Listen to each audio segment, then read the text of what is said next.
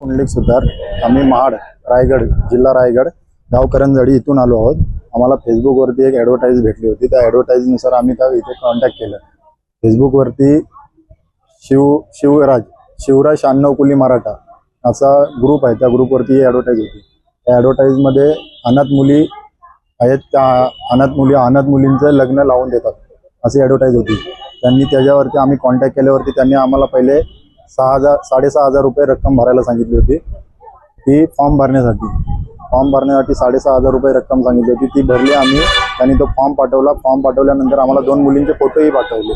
त्या 2 मुलींपैकी आम्हाला सांगितले की ह्या 2 मुलींना तुमचा मुलगा पसंत पडलेला आहे, तर येत्या काही दिवसात तुमचं त्याचं आणि तिचं लग्न लावून देण्यात येईल।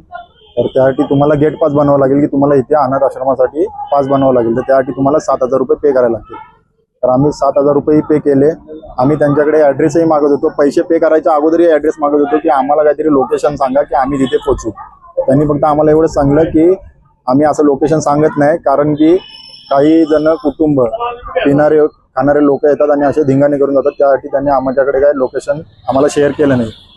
ज्यावेळेला 7,000 रुपये पे करत होतो त्यावेळेला आम्ही तेच बोललो की लोकेशन पाठवा। त्यावेळेला त्यांनी लोकेशन पाठवलं नाही। मग त्याच्यानंतर मग आम्ही 7,000 रुपये पे केले आणि आम्हाला त्यांनी 10 एप्रिल ही तारीख दिली लग्नासाठी। त्या तारखेला तुमचं लग्न होईल असं त्यांनी तारीख दिली। ती तारीख दिल्यानंतर आम्ही 8 तारखेला त्यांना कॉन्टॅक्ट केलं की बाबा आम्हाला गेट पासचा फोटो तरी शेअर करा की बाबा आमचा गेट पास तयार झालेत म्हणून। तर त्यांनी तेही पाठवले नाही। मग 9 तारखेला आम्ही पुन्हा एकदा फोन केला। पुन्हा फोन केल्यावरती त्यांनी काही फोन उचलला नाही।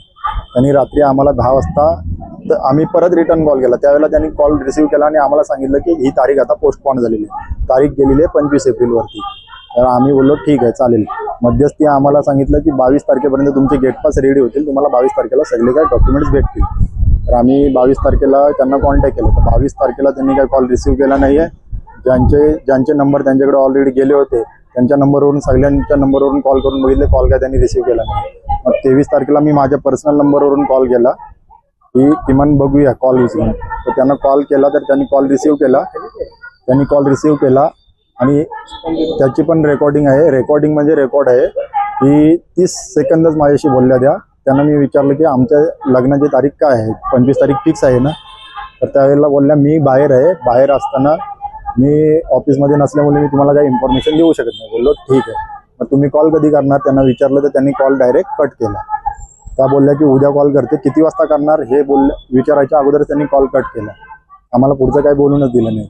मग 25 तारीख म्हणून आम्ही आज इकडे महाडवरून कोल्हापूरला लग्नासाठी आलो आहोत। आणि इथे आल्यावरती आम्हाला असं समजलं की ही फ्रॉडगिरी आहे पूर्णपणे। आणि आमचा हेतू एवढाच आहे की आमच्यासोबत जे झालंय ते इतर लोकांसोबत होऊ नये, हीच इच्छा आहे आमची। इतर गरीब लोकांसोबत अशा काही गोष्टी घडू नये, त्यासाठी आम्ही कोल्हापूर पोलीस चौकीत तक्रार करण्यासाठी आलो आहोत।